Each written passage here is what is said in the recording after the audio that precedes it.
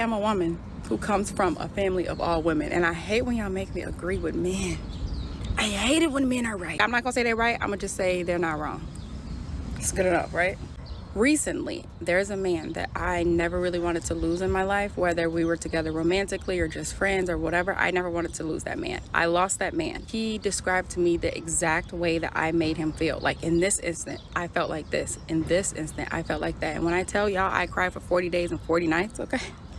Not only did I cry because I was fucking heartbroken that I was losing the man, but like, I never in my life wanted to make anyone feel like that. And in fact, the things that I was or wasn't doing, I did it in hopes of not hurting him, but it had the exact opposite effect on him. Every man that I've ever dated have ever said, like, I don't know how much you like me, or I don't know if you like me, or like, I don't even know how you feel about me.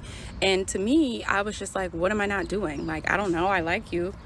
What am I not doing that other women do? And no one was ever able to describe the way that they felt, but this man specifically described everything. And y'all, when I cannot stress it enough, like, tore me apart. So to give you guys a little context on the way I grew up, because I know somebody's gonna ask, let me give y'all my little family tree, okay?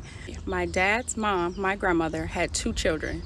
My aunt, who was my yaya, who I grew up as her being like a parent to me. My yaya has no children. I was literally like her child. I slept in the room with her. She got me up, got me ready for school. She came and picked me up from school, took me to doctor's appointments, everything that a parent would do. My aunt was doing that. And my dad was kind of like an uncle. Like, I remember playing Yahtzee with him, playing Monopoly.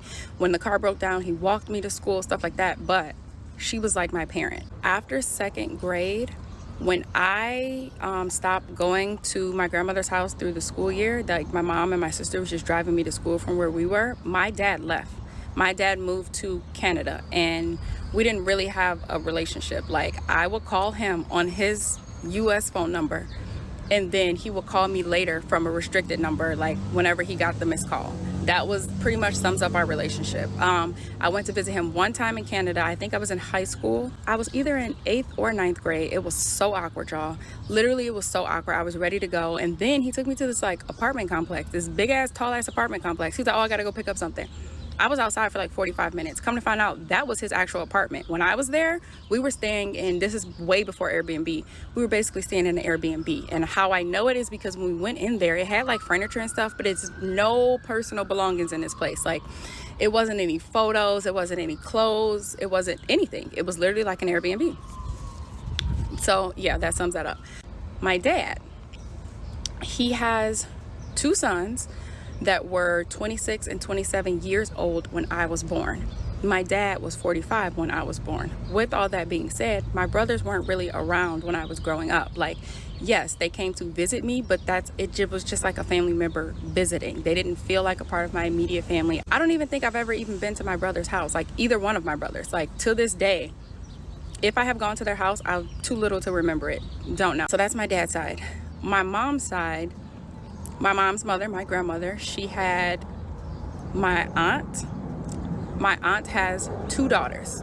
My older cousin was 18 years old when me and her younger sister were born. I am 3 months older than her younger sister, so we kind of grew up like sisters. But my aunt never married, was never in a relationship or anything like that. My older cousin, she then later on, got married, but I've never really spent time with her. I think I've been to her house maybe once or twice in my entire life. Like, she was kind of like my brother. She would stop in to visit, but that was it. Like, there was no real relationship there. My mother is the middle child. My mom had my older sister. She was 14 when I was born. The last relationship I remember seeing her in was when I was like 2 or something. They broke up. I never saw her in any relationships. My mom has never been in a relationship. And then my grandmother had my uncle. He struggles from severe mental health issues, so he's been around, but we've always had to care for him.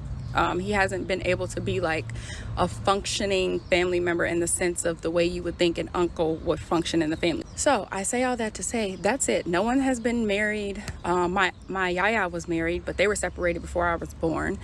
My mom hasn't been married. My aunt hasn't been married. My dad wasn't even married. Like, I have never in my life seen a relationship play out. A good one, a bad one, just in general. Everything I know about relationships and from men are from what I see on TV or what I see from someone else's family. Like when I was in high school, I babysat for my coaches and I was close to them. So they were married, I would see that dynamic, but like you don't get to see it on an every day-to-day basis. It's different. I have no idea like how to navigate a relationship. I don't even know what it feels like to live with a man, if I'm being honest, like of any sort.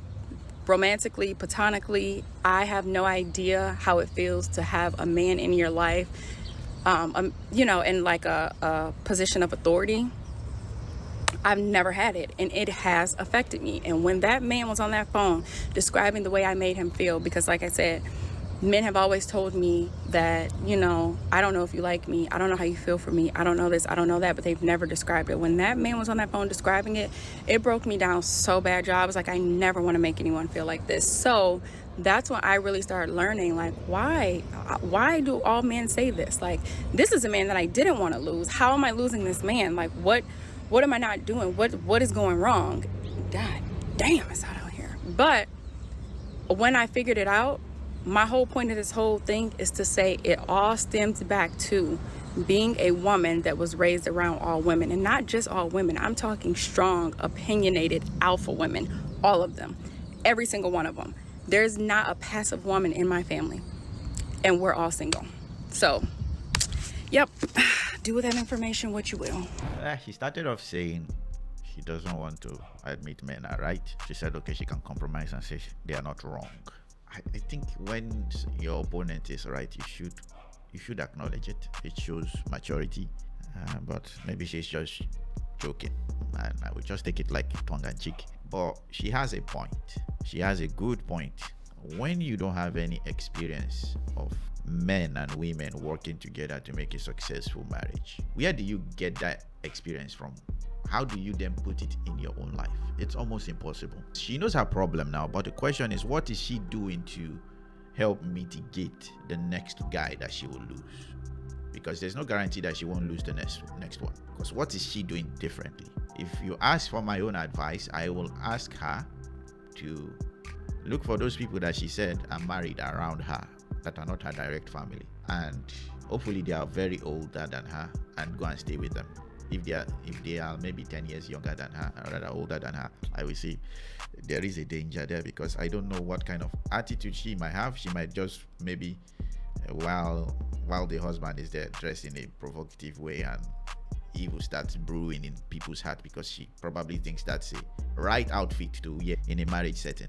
So she needs to be around somebody that can properly mentor her, grow her in the aspect where she is lacking, or in the aspect where her family never really helped her to grow in. If you're enjoying this video, please leave me a like, share the video if you are enjoying it so far, and subscribe. We need your support. It's small for you, but it's a huge thing for us. Just a button away. Click it. Father was distant. Mom had no man in her life. Grandma, same thing. Okay, I think grandma was married before or something. I'm not sure. Aunt, not married. One of them was married before. I can't remember which one. But in the end, she has no male authority figure that a woman submits to in her life, which is a big problem. So she was trying her best to not hurt the man that was in her life, but her actions ended up still hurting the man, and the man was able to articulate it. Say, see,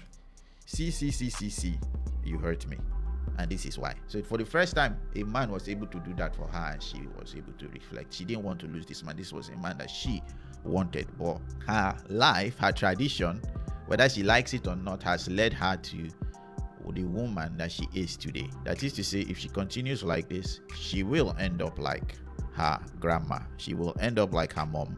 She will end up like her aunt. She has to find a way to mitigate this.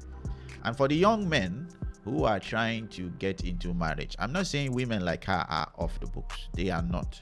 But you should be aware of the risk that you are trying to enter into.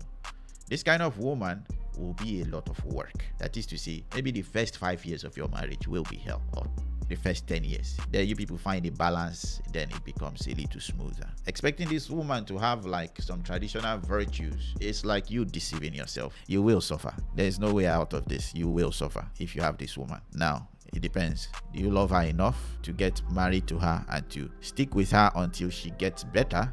Or would you rather, if you are a traditional person, go and look for a traditional person? Maybe a man that's not traditional should go and hitch with her. But I will advise a man that is traditional, to stay away from women like this. Not that because they are evil people, no, but because their culture is different from yours, and she will only bring chaos into your life. Again, doesn't mean you should not see whether you can try if you think you have. But one thing I've noticed is, guys, we think we can do more than we can actually do until we enter into the hell. We overestimate our ability to tolerate some things. I overestimated some of my ability to tolerate some things, and until it was like, nope, I can't take it anymore, I had to exit. I knew some of these things I don't like. I didn't like it, but I was like, oh, this person is growing, I am growing, she will grow out of it, blah blah blah. And I pressed on forward like, oh, Amanzi, your standards are too much, this one is too much, just give this person grace, give this person grace, give this person grace. I gave grace. Weeks turned to months, months turned to almost a year,